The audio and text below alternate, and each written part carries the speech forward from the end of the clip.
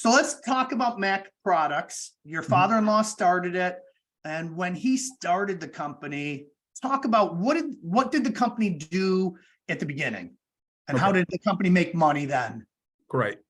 So when the business started back in 1969, it was him, a person who worked in the office and took the orders and did the billing and purchasing, and a person out in the factory. There were three of them. And we were a manufacturer of compression, copper and aluminum compression terminals and connectors for underground electrification.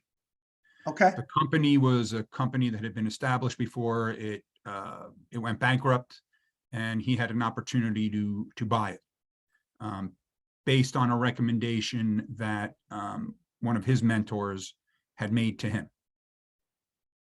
So he went ahead and did that, jumped all in, and the company has since grown over the years. We're about 120 employees now, and we have diversified the product line tremendously over the years.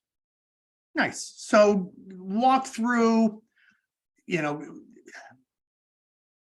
I apologize, but so it's electrified transport. So well, our product line varies. I would say to you that if I was giving you my elevator pitch, sure. I would say to you that Mac Products is a solutions-based engineering and manufacturing company that supports customers in the electrical utility, mass transit, diesel electric locomotive, and other electrical OEM markets. Love it. That's super helpful for those of us who don't understand what you said, from a product standpoint. That really helps. So we see you, most people see something that you've done everywhere in this country. That's correct. Yeah, yes.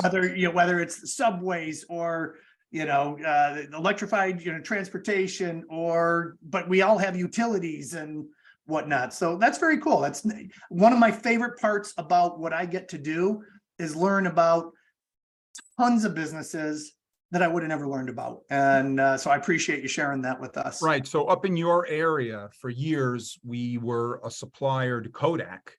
Sure. Just coincidentally, for their underground electrification systems at their plants. So they standardized on our splice kits that are used to connect high voltage wire and cables together. So I remember when I first started working at the business back in the early 90s, Kodak used to buy from us, and contractors would come to us when they were doing installations on their sites in Rochester. And then, of course, at the time, Rochester Gas and Electric as well was a customer of ours. So there's a lot of our product buried underground in the Rochester area, because this is all our electrification business is underground electrification. It's not overhead for utility. Got it.